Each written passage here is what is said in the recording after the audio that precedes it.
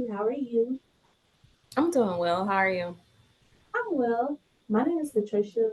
Miss Adrian. I'm the group therapy leader, and I'm just here to do an interview with you, get to know a little more about you, your situation, and just see if you're a good fit for the group. That sound okay? Yeah, sure. So tell me a little bit about yourself and like what brings you here specifically to this.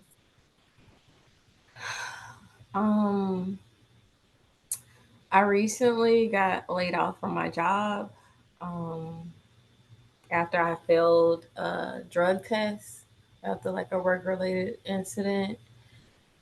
And I guess I'm a opioid, like I'm addicted to opioids, is what they say. A couple years back, I got into a really bad car accident and I was prescribed um, Lortabs and Percocets for my pain. And ever since then, I've been just using them whenever I need them or whenever I'm in pain. So I don't know. My mom and my dad told me to, you know, try to get some help because something's obviously wrong with me. I guess. Okay. I'm sorry that they made you feel that way. How do you feel about your usage? Do you think it's a problem? You think it's okay? No, I don't. I'm functioning. I mean, I have been taking care of myself. So, I mean, outside of the work incident, if first of all, another car hit me on the job, so automatically they make you take the test. So I guess so it doesn't fall on the company, whatever. So it really wasn't my fault, the work incident, but because we had to have a mandatory drug test, that's how um, I ended up getting laid off. If that wouldn't have happened, I wouldn't be in the situation I'm in now. So I don't necessarily think I need any help considering that I've been functioning and perfectly fine. So So your let me just make sure I understand. You don't think it's a problem because your usage doesn't affect your ability to like get up and go to work, take care of yourself, that type of thing, right? yeah. You literally, how long have you been doing it? You've been able to work and just not get caught. So I got into the car accident when I was 16. I'm 32 now. So it's been like 15, 16 years. I have to life, okay. So, I And mean, is the pain from the accident still there? No. Do I still use occasionally just because? Yes, but it allows me to escape day to day stressors. So if it's helping me cope with stress, I don't see the problem. I mean, there are people who literally do crack. I don't do crack. So right, so your usage of opiates is not an issue for you because you use it to kind of cope with the world around you, and because you're able to do what you got to do. Okay. Tell me about that. What is usage? What does the usage look like for you? Is it a day to day thing? yeah, it is daily. It is daily. Whenever I'm overstressed, which is often, like when I get off from work, I like to just relax. So I will just take a couple pills just so I can relax and ease my mind. I kind of noticed your face when you said daily. You was like, it is daily. Like you kind of, Because it sounds bad, I yeah. guess. Okay. Doesn't really sound too good. So saying it out loud kind of make you realize maybe the severity of your usage. Yeah. Right. What? I guess my question is: has your usage increased over the years? Like, what was it like when you first got into the like? You're probably taking it as prescribed, maybe, and then later on you started taking more, or how did this come about? I guess. Honestly, um, I got so used to, I think I did take them as prescribed at first. It's been so long, I can't really recall, but I do believe I was taking them as prescribed. But I just started taking them just cause. Like I honestly don't know when the pain stopped. I just got so used to taking them daily that it's just in my routine. Um, I will say maybe I do have a slight problem because there have been times where I have faked pain just to ensure that I get more. Gotcha. So you what? You go to the doctor and tell them that you're hurting, but you're not really hurting. Yeah. Okay. Hmm. That's something we could talk about in group. We don't have to go into real big detail here. I guess what I heard you say earlier that you use it to deal with life state stressors. What are those stressors? Are they like triggers for you? Are there certain things that make you want to use more than others? Um, so bills, um,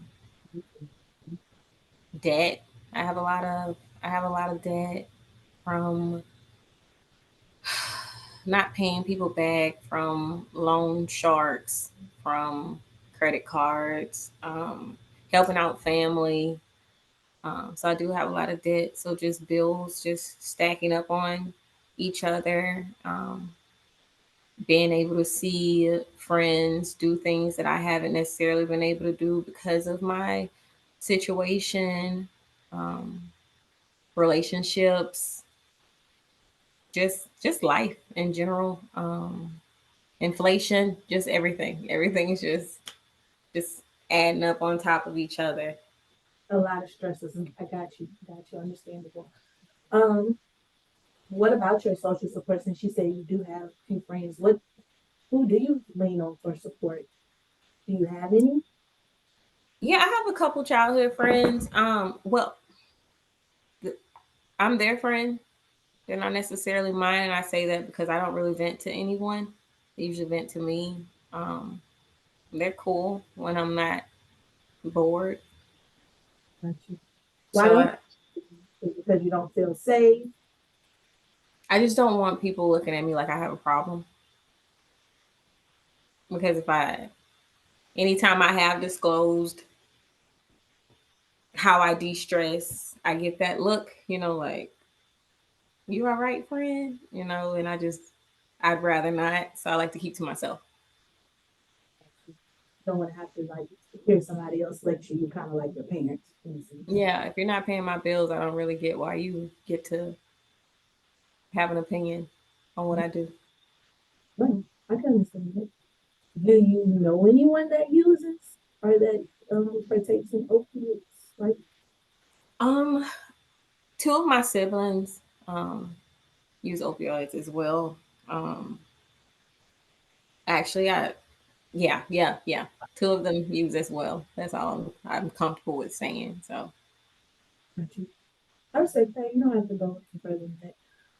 I was just trying to see if maybe group would be good. Or do you your take on it? Do you think group would be good for you, like to be around people that do share your experiences, so you don't have to worry about the judgment in a sense? Because that's what group therapy is about, just creating a sense of like community, unity, and people. That's what we often hear, that people feel like in their own lives, their social lives, their home lives, their personal things, they can't be themselves or really like divulge into what's going on because they feel judged or shamed, that type of thing. um, I'm open to it. I'm not against it. I kind of like the idea of talking to somebody who probably could relate to me. Okay. Um, How often would this be?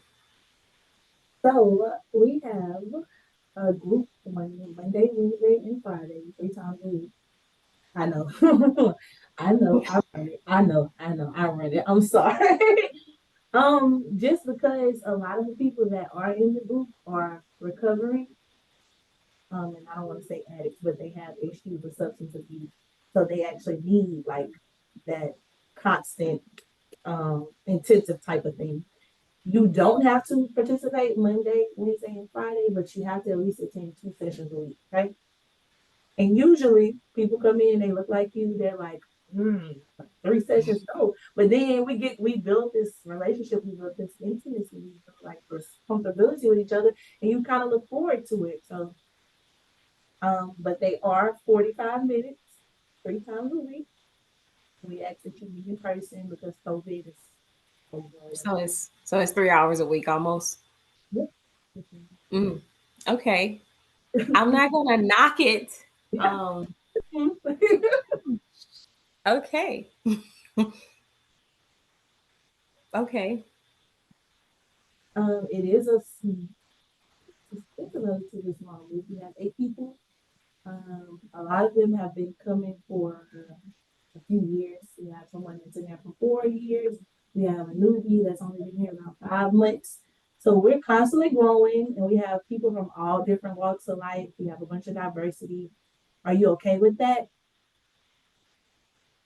I mean, I don't really right now. I don't have an opinion of it until I go. So I mean, I guess it's fine. Got you. I can't And really. we just ask them when you come, you keep an open mind. It's a safe space. A lot of people are feeling like you, like they can't really talk about what's going on.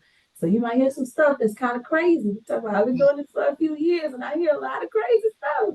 But everybody, we all just trying to navigate the world and do it the best we can. So, when you come, just keep an open mind. Like I said, we do have a lot of people. They're very diverse. We have people from different races, people from different ethnic backgrounds. People that come that are like rich, people that are considered poor. We have young people, old people. We have pretty much anybody. So you got the option to make friends if you up for it. And I think you'd be a really good fit just hearing how you say you kind of feel ostracized in your personal life. Yeah. Okay. Okay. Well, Sounds good. forward to seeing you. Yeah, tomorrow will be the first meeting. If you decide to come, I have all the paperwork and stuff for you, introduce you to everybody. You don't have to. Oh, that's another thing. We do have a rule.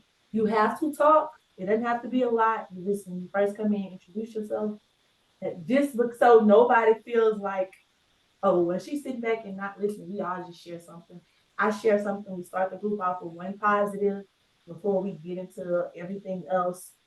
So we just try to, start with a good note, and then we also end in a good note, just so we can have some good feelings when we get home. Okay. Okay. Sounds good. All right, Miss Adrian. I'll see you tomorrow. Okay.